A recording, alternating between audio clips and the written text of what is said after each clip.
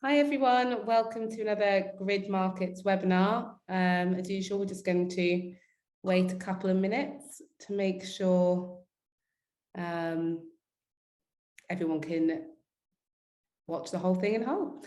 I hope you're all having a great day, whether it's in the morning like Mark or in the evening like Neil and I.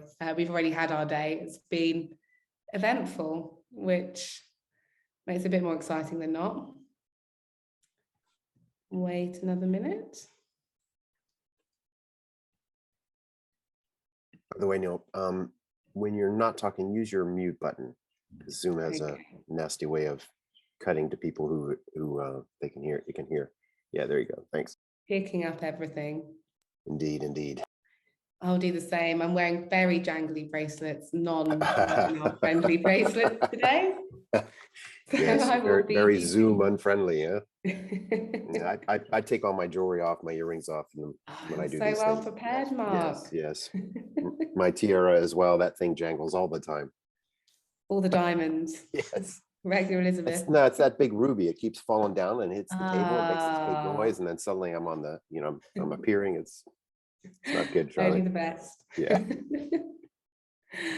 All right. Okay, so 2 minutes past the hour, so let's get started. Let's do this. And hopefully the latecomers can catch up. So hello everyone and welcome to today's webinar. As always, it's a very special one. Everyone is. We have a very talented and driven person who, through his love and passion for his craft, has forged an amazing career for himself. From directing corporate videos to supervising on stunning commercials, please welcome Valkyrie Beowulf. I studied Beowulf, by the way, at university, so I should be able to pronounce that amazing literary character. Studio's Neil Scholes. Before we get stuck into Neil's journey, though, I'd like to introduce you to who's going to be joining you this evening, morning, wherever you are in the world. I'm Charlie. I'm Head of Business Development at Post-Production House Molinaire in London, where I'm currently based. I'll be steering this ship today. Next up, we have Mark Ross, co-founder of Grid Markets, and the reason we're all here today. Mark will be taking us through the power of cloud rendering very shortly, which brings me on to Ben Hill. Give us a wave, Ben. Ben is a global director at Oracle Cloud Security Specialists, keeping the creative stuff secure. So before we hear about Neil's journey, Mark, can you tell us a bit more about Grid Markets and the reason we're here today? Can do, since you asked. Well, in a nutshell, Grid Markets helps to accelerate animation renderings and simulations like this one you're seeing on your screen. We have a workflow that allows you to run Blender, Houdini, Cinema 4D, Maya, 3ds Max, and all the major renderers. It's a two-step process to set up, very easy to get started. You can submit from the software, the 3D software that you're using. If you need one machine to run on or many machines to run on, you can just dial that into the whatever you choose. It's a pay per use model. We have budgeting controls within it as well to help you control your spending. The platform and the workflow was built and is supported by artists around the clock and secured by Oracle Cloud, which you'll hear in a moment from Ben. Excuse me. Check us out, free trial. Go to gridmarkets.com/sign-up. You'll get a 15% discount using that promotion code, and we'd love to see you. Thank you, Mark. And don't worry, it won't be a test. We will be showing that free trial and discount code later on at the end of the webinar if you didn't quite manage to write it down there. So next up, as promised, we have Ben, who's telling us how we keeps the good stuff secure. Over to you, Ben. Thank you so much. Thank you, Charlie. So again, my name is Ben Hill. I'm a global director for Oracle Cloud Infrastructure. So briefly, I want to talk about our approach to security from a cloud perspective. So when Oracle went about launching our Generation 2 cloud offering, our approach to security was deliberate and direct. We wanted to ensure that it was always on, automated, architected in, and best of all, free. So I'll go through some of the high level points of how we go about doing this. First is going to be more security by default. And you're asking yourself, what does that mean? So What that means is we design for isolation. We've taken the hypervisor and put it on the network layer. This approach separates customer traffic, which provides better security and performance. And as an added bonus, it reduces the risk of hypervisor-based attacks. Also, OCI, Oracle Cloud Infrastructure, has what's called separation of duties, which means Oracle admins have no access to customers' memory space.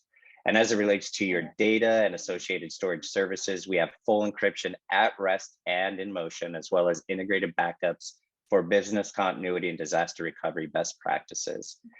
Now let's talk about some of the tools that we use. So we have auto detection and remediation capabilities, specifically Oracle Cloud Guard and OCI security zones.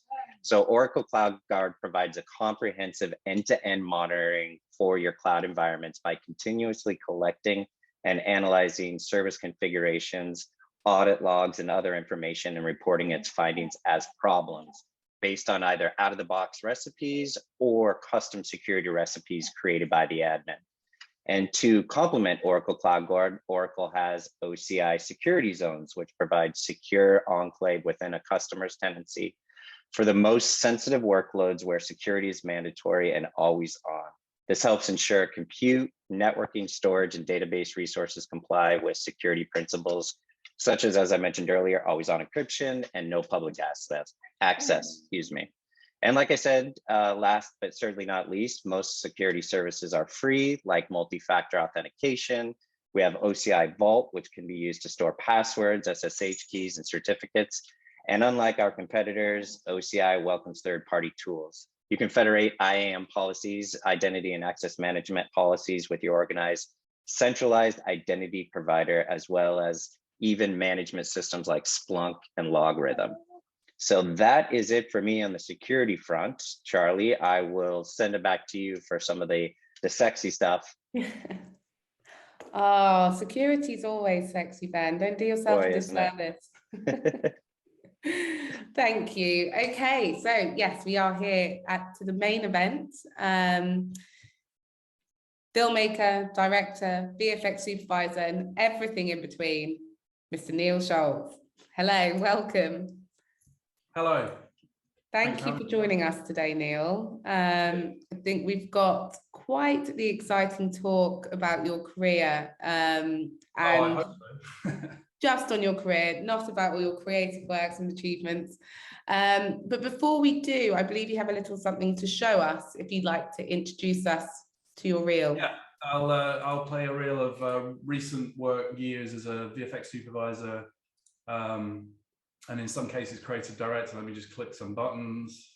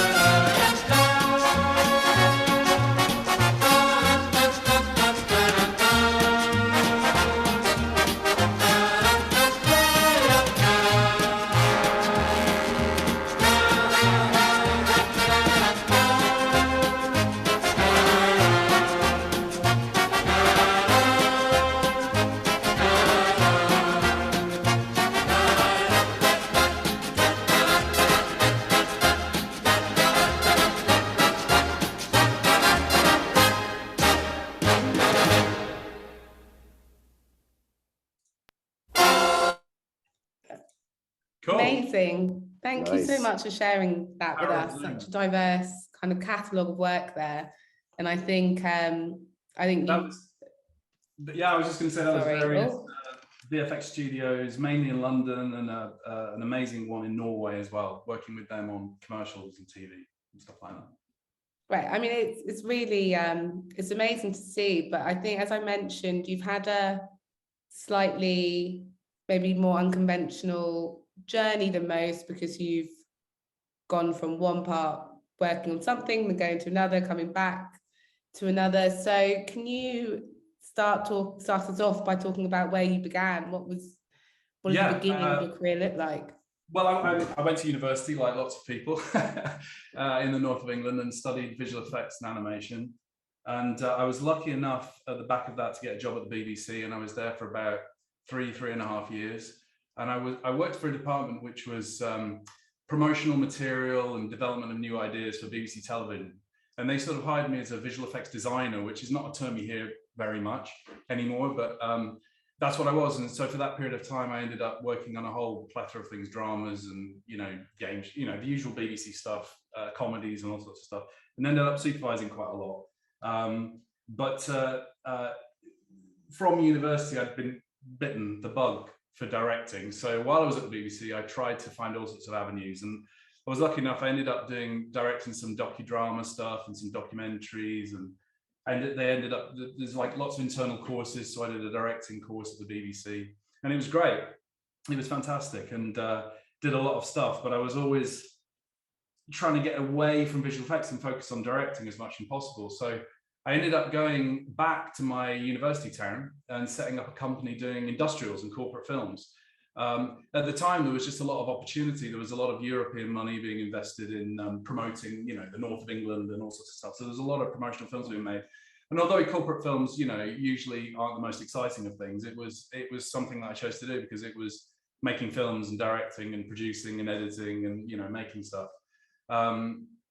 But visual effects was always something that's sort of been with me. I mean, ever since university, the bunch of friends at university who were already computer geniuses, and they had 3D Studio Max on their computer and they blew up planets. So from that day, I was always like, wow, this is amazing. This is something I've got to keep in with and learn and keep going, for time on time.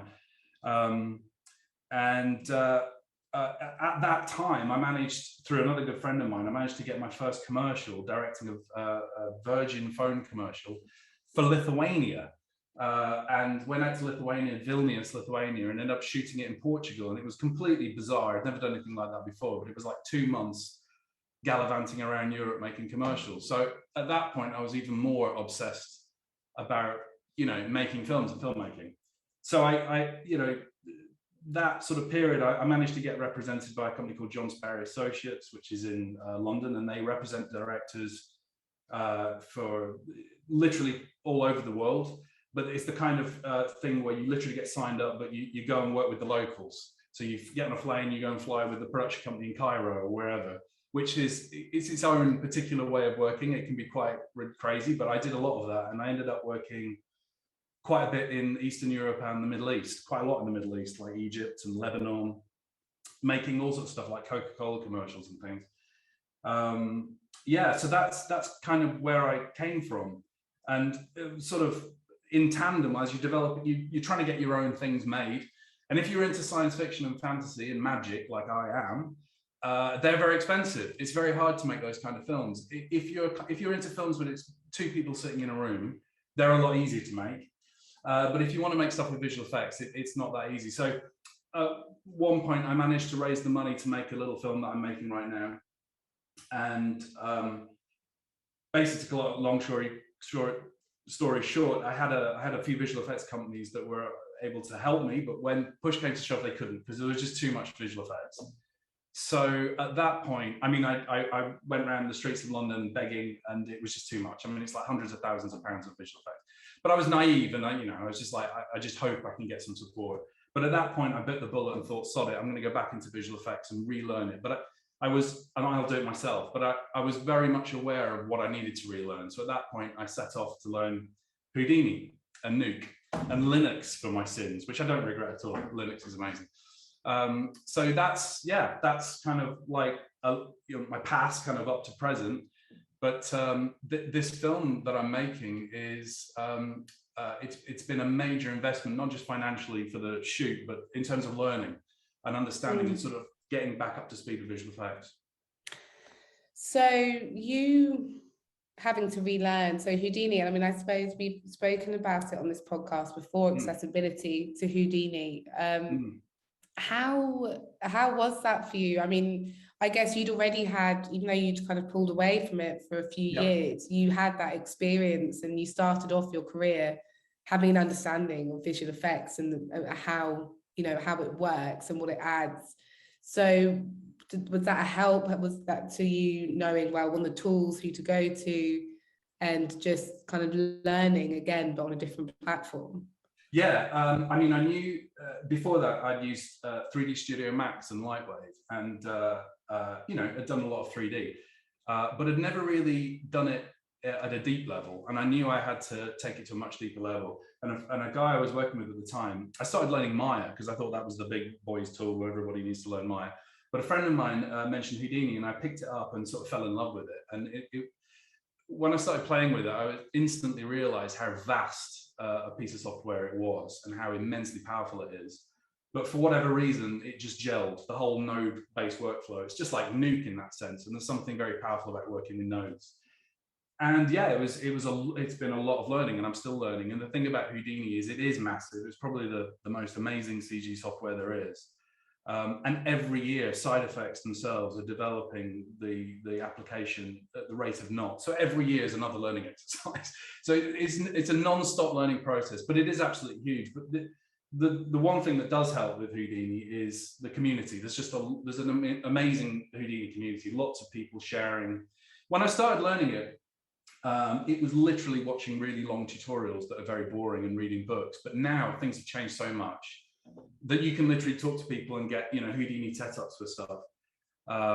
So yeah, it's been pretty epic. It has been pretty vast, but it's an amazing tool, and I've used it a lot in my career.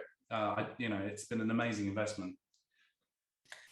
So I'm interested. So you're obviously someone who is enticed by the creativity of and the visual look of something. If you're a director who loves visual effects, and you know, the commercials that you supervise as well are incredibly beautiful. When you went into work in corporate films and industrials, and then back into that more, maybe one would say, creative world and visual look, was that helped by this new refinding visual effects going into that?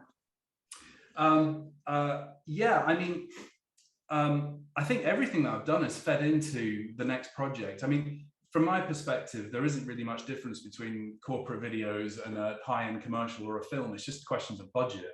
But I mean, I've always enjoyed jumping around. So the stuff that I've done shooting, you know, working with cameras and lighting, as well as the post-production stuff, visual effects, it all feeds into the same thing. And I've definitely, I mean, a lot of people, I mean, I think it's kind of unusual, but a lot of people I've worked with have kind of gone the visual effects route, or they've gone, you know, the production route. They've been DPs, or they've worked their way up through a camera department, or they've worked their way up through a comping department. And I haven't. I've kind of jumped around, and I think it's just because I'm interested in filmmaking, actually making films rather than specific crafts. Even though I love those crafts and I want to learn those things, and they're all tools, so they definitely feed into each other. And I think a lot of this stuff, whether it's learning Houdini or Nuke or editing or whatever, they're just tools to make films. And I think one thing that happens when you learn Houdini is you quickly become focused on the fact that you're playing around with numbers to make art.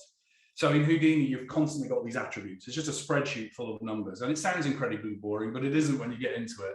It's all about numbers, and I don't know if there's a subject that's quite as good at this, where you basically have this incredible integration of maths and art.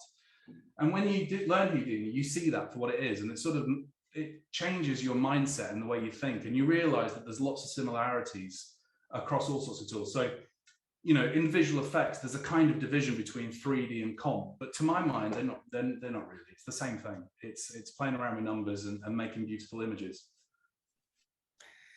And I suppose, I mean, like you've said, you like to do everything and learn everything, from being the DP and the director and the creative director on your projects. I'm just interested on like on the writing side and those sorts of areas as well. Do you bring in a writing partner? Do you have relationships on the non-visual creative side as well? This is coming from left field because I'm just interested. Yeah. No, I should caveat that I definitely don't take pride in doing everything myself. It's just that when you're trying to make stuff and you've got those kind of ambitions, you sort of wear a lot of hats, and you learn how to put a budget together, or you learn how to AD a shoot, or you learn how to operate a camera or expose film or expose a camera or whatever it is. So that's always been a big part of what I've done. It's just learning these tricks, and I think you have to be sort of like into learning to be able to do that. But that doesn't mean I don't like collaborating. And yes, I've met some incredible writers, and I'm hoping to collaborate with some really good writers on some future projects. So my goal is not to sort of be good at everything, which is impossible, but it's just certainly to embrace technology. And I think right now, with the way things are going, I think that's self-evident that things are developing at the rate of knots. And as a filmmaker, it just makes sense to learn and to adapt and learn things. Well, I think that makes you a better film director or filmmaker in general, doesn't it? Having an understanding and maybe being more empathetic to different areas of the craft. I think a lot of different areas, whether it's straight post-production to visual effects to actually being on set, can be quite dismissive of each other because they don't truly understand what the other's doing, or perhaps the effort that goes into one, or they deem one more talented than the next. And so being able to kind of understand and learn about it, and also that shows the passion as well of the whole process and films of the craft. Otherwise, yeah, it's just being siloed into one job can be. Yeah, I think so. I think having an awareness of things definitely makes projects run smoother, and in that sense better. And the level of communication required and stuff, I think that's very true. And certainly jobs that I've worked on, where I've worked with people who are a lot cleverer than me and are amazing at what they do, it just transforms everything. So I think, I think the goal, especially now, projects, I worked on an augmented reality job for EE a while back, and that was really interesting because it was visual effects for a commercial, but it had to work on a phone. So I sort of entered that job without really knowing anything about ARKit and Apple phones and making 3D work on phones and stuff. So that was quite a sophisticated job from a technical and creative perspective. And I just think things are becoming more and more sophisticated now, and I think things are going to change so much with filmmaking and certainly advertising, that it just pays to embrace all this stuff. Definitely. So in your reel, you showed some really amazing work. I told you yesterday that that Ford commercial, I think, is just beautiful with the butterflies. And so you were a supervisor on that. So what are you doing at the moment with collaborating with visual effects houses and artists? At the moment, I'm working as a consultant, and I'm doing some interesting work with Coffee and TV, which I've just rebranded to some funky branding, and pitching on a commercial to possibly direct. And what I'm trying to do at the moment is try and balance my time so I can get my film finished while also making a living. So that's what I'm currently doing. So rather than focus on visual effects full time, I'm operating as a creative director for visual effects companies, which involves a lot of bidding and pitching and putting together projects and how it might unfold and how it might be managed and put together with teams and stuff.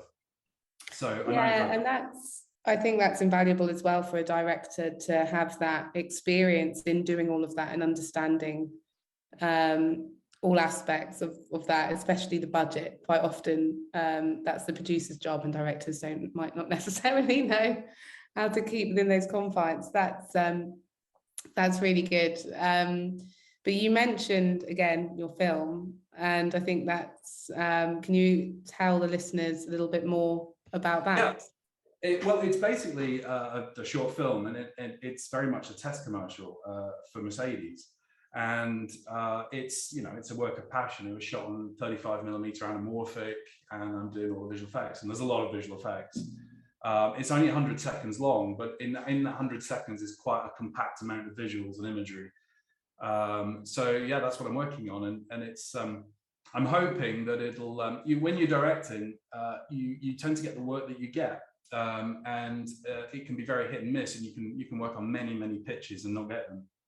And what happens is, for a lot of directors, I mean, you end up working on a lot of stuff and you realize you've got 25 commercials of some cherry cola thing, and it's not what you wanted to do in life. So you think, hang on a minute, I need to make something really cool, and that's me. So that's the genesis for making this film, and I'm hoping that it'll just open up markets, it'll open up opportunities, and yeah, just expose me to different clients and different possibilities. Yeah, that's the project. So you mentioned you've had some funding, but also visual effects is an expensive service to pay for. So how have you, what's your experience been like in creating? I know you're doing it yourself, you're self-learning, but the tools to use, I mean, that's part of the big cost as well, infrastructure and data centers.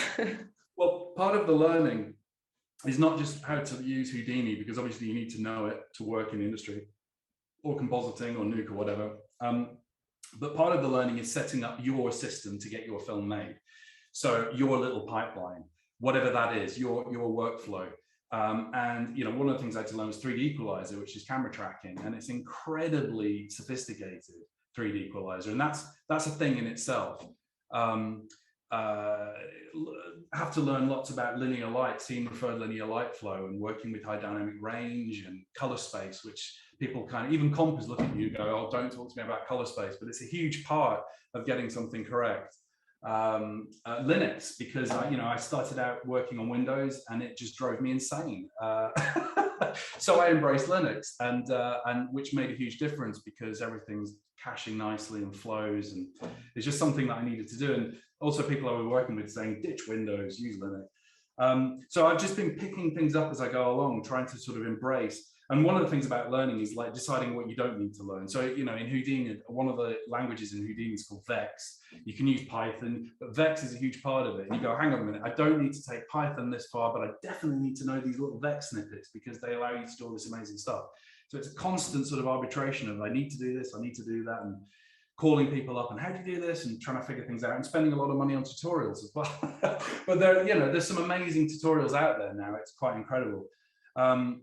So yeah, and setting up your own thing, and I now have a system, a nice system where I'm using Resolve for basically the editing and the grade and the sound mix, Nuke Studio for the Conform, visual effects Conform, obviously all the comping in Nuke, and one thing that I've just started doing effects development in Houdini, like literally just now started. And one thing that I'm slightly wary of is rotoscoping, because that is a huge demanding thing, and I don't want to do all that myself. So I might have to get help, although things are changing at the rate of knots, and I've seen a new tool for Nuke, which is we uses AI to study imagery to move roto, which looks amazing. However, roto by definition is the silhouette of something, so I don't know if that's going to work, but I want to try it because that might make rotoscoping amazing. So yeah, I'm still at the stage where I've scheduled everything out. I've been very sort of mean with myself with the cut, so I don't have like 300 shots and I can do something manageable. I've given myself 18 months, and I hope in that time I'll get it done. I certainly will get a lot of it done. But I'm just sort of taking it a step at a time, because if you sort of look at it and all in one go, you go, oh my God, and you just want to give up. So yeah, but the thing about grid markets, I mean, I was well aware of grid markets for at least a year or two. And very recently I sat down and played with it just to install it and get to know it and do it. And I did a simple explosion like everybody does. But it sounds stupid, but it was just that instant thing of you get your renders back really quickly, and you've got that sort of instant sort of farm on the cloud. And it sounds kind of daft, but when you do a test, you go, oh my God. And suddenly at that point, I realized this is what's going to make my film. This is how I can do it. Because a lot of the effects I'm doing are a lot of volume sims and particle sims, a lot of volumes, and that's hundreds and hundreds of gigabytes of data. And if you can imagine, like, I don't want to spend a fortune on a render farm. I don't want to spend a fortune on terabytes of data. I don't really want that geometry data. I just want to generate it and use it to create renders. And actually, just this weekend, I did my first tests with, which I can show you, with Axiom and Grid Markets, and it was just a little test as part of the development. In fact, shall I show you now? Show us, yes. Yeah, please do.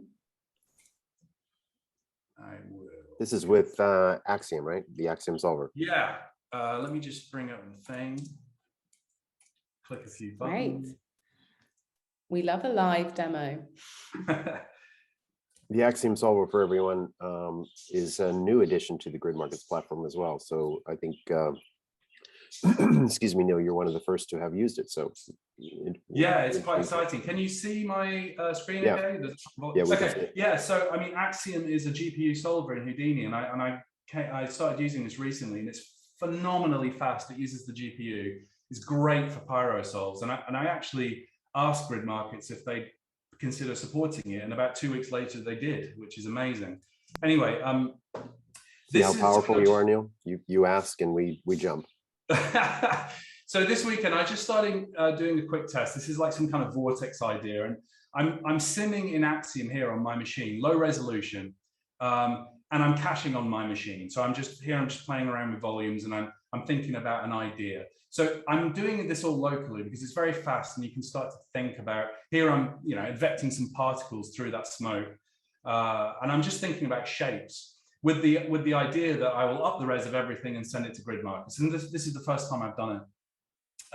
So here I'm just like advecting particles. What's amazing about Grid Markets is it obeys dependencies, and dependencies are everything in Houdini. It's very much a pipeline of a CG tool. It's like, do this, you define the order of things in which you're working. Here I'm working locally. I've advected some particles, and I'm starting to shape it slightly and think about things. But pretty much soon I go, okay, this point is my volume. This is what I'm highlighting at the moment. This is my volume sim, and that's going to go to the cloud. And then underneath that, under this node graph, this sort of procedural node graph, this is my particle setup. And here I'm going to send those particles. Those particles rely on that volume to be simmed first, its actual geometry. So before I send this off, I'm happy with what I'm doing. I go, okay, I'm going to say to Grid Markets, I'm going to do my cloud sim, then my particle sim. And then when all the geometry is ready, I'm going to do 2 renders in parallel using 30 machines in this case. One Arnold render for the volumes and one Mantra render for the particles. And then obviously you load up Envoy, which is a really nice interface. And once Envoy is running, I can submit this. And I know that the simulation of all the geometry, what's fantastic for me is that stays on the cloud. So here I'm just, the pre-flight scene, check the stuff, and I send it to the farm. It does all the sim, but then I just get my renders back, and I don't have to worry about the cache. And this is what I came up with.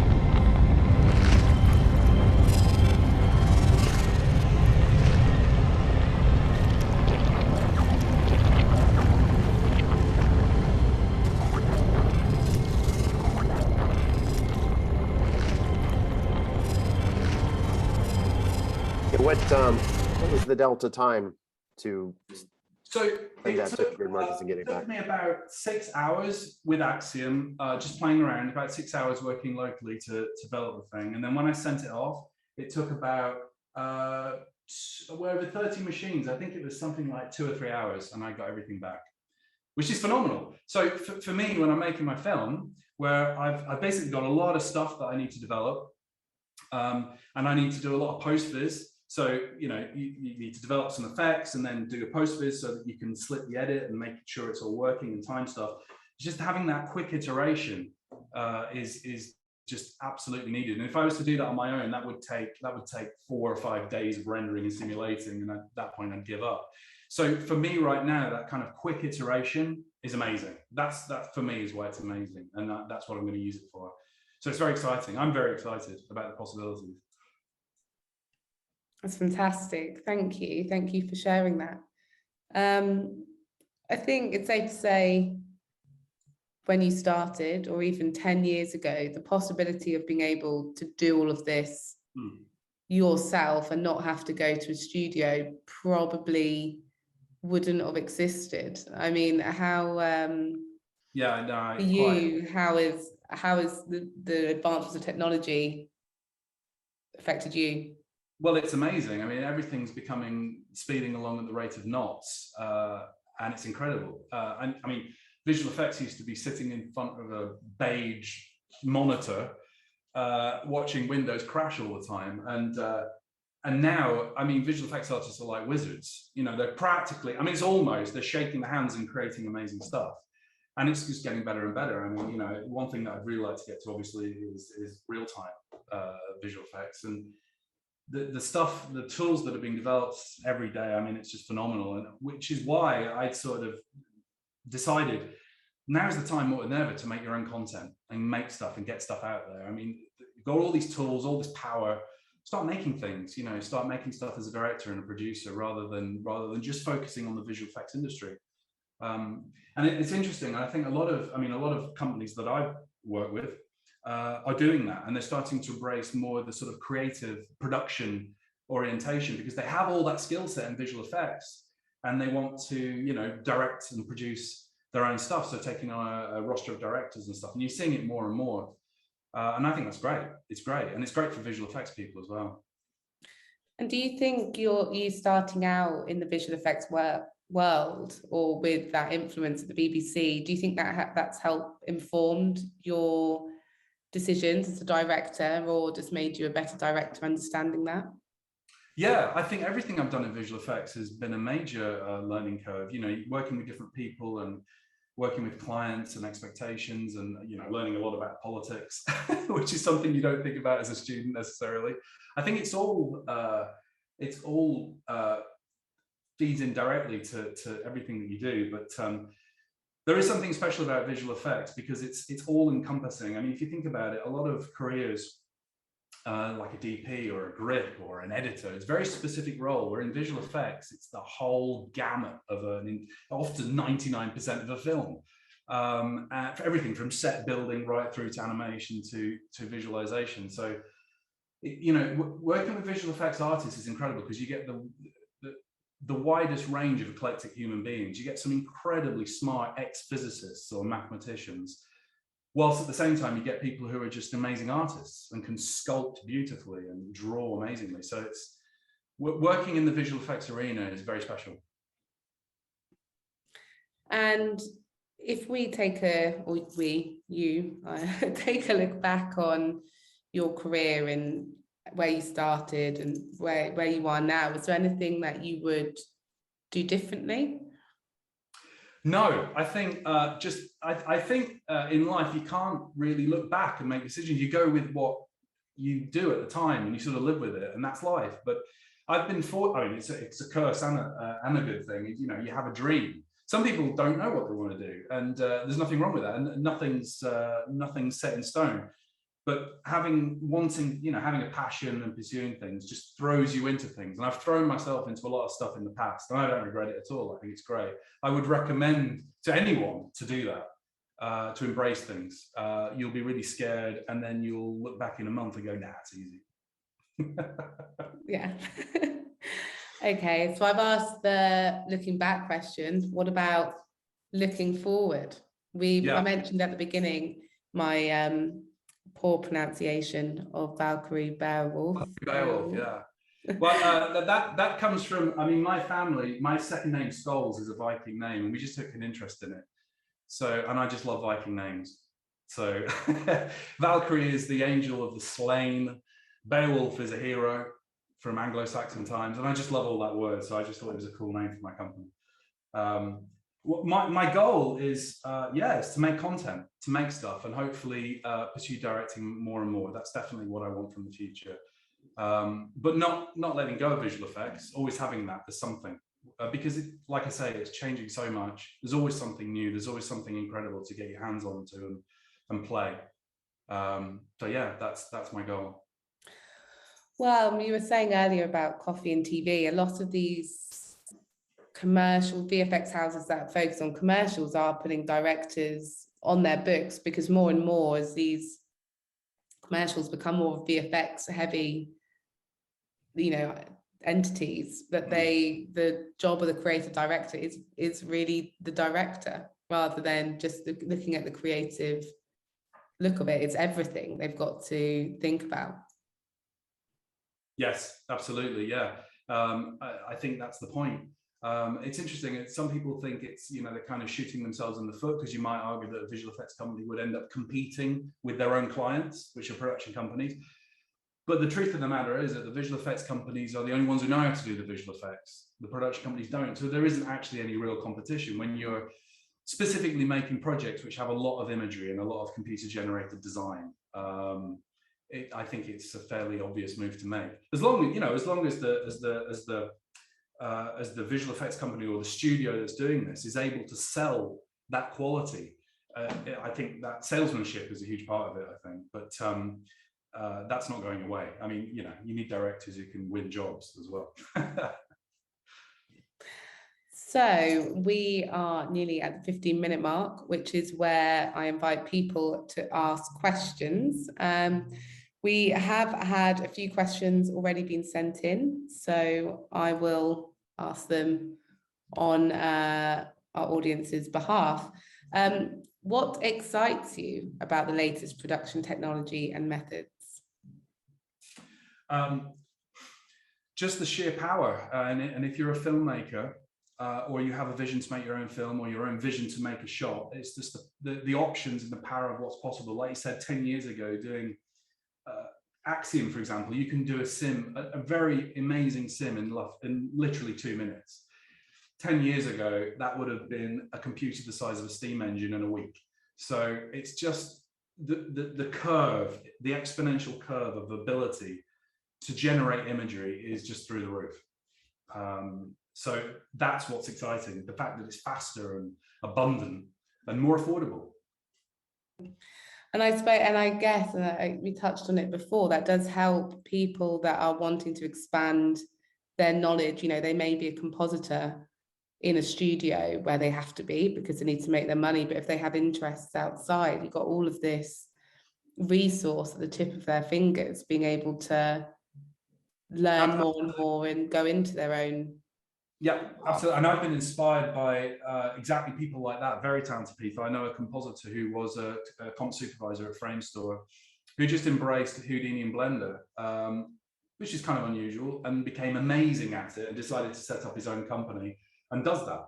And that kind of stuff is very inspiring, you know, because you go, wow, I want to do that. I want to learn that. Definitely just embracing new things, whether it's painting or storyboarding or animation or lighting. It is, definitely.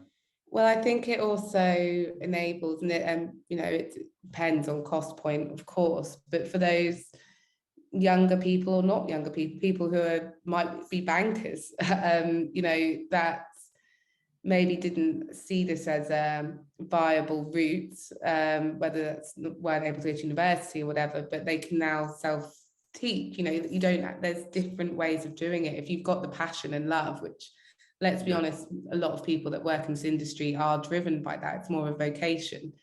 It's there now. You don't need £1 million and set up and some bricks and mortar in Soho to work in VFX or start your own company. Yeah, absolutely. We have another question from Jose. He says, to be a generalist or a specialist, in your opinion, considering that many of us want to be content creators, opportunities seem endless? Yeah, that's an interesting question, and something that I've come across a lot in the industry, and everybody has their opinion. I think the truth of the matter is that if you are a generalist or a specialist, you know already. If you're the kind of person that likes to do lots of things, then you are a generalist, and that's who you are, and you should stay true to that. And it's not true that in the visual effects industry, that's a bad thing to be. I mean, I've heard that myself. I personally have had issues where I've been to visual effects companies and said, oh, I'll do that, or I can do that. And you get a funny look like, what do you mean you can do that? I thought you were a Houdini guy. There are people who focus on very specific things, and there are people who are amazing at doing hair and grooming, and they do that all the time. That's what they love.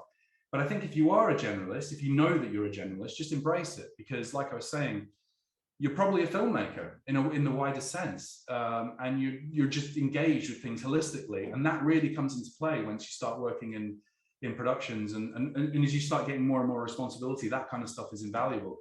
But if you're a specialist, equally, just focus on that. There's no right or wrong, I don't think. Thank you. I hope that helped you, Jose. So this is another question that's come in, and I think one that we've probably spoken about, but where do you see the industry going in the future? How will things adapt and change? I think we've spoken a lot about technology, but I suppose the industry has been changed somewhat forever, maybe. We'll see by next year in being able to work remotely. Technology has afforded that. So I guess on a talent level as well, how do you see the industry in the next 5 years? Yeah, I mean, I live in the west coast of England, which I love. And so working remotely has been amazing for me because I don't have to commute to Mordor every day.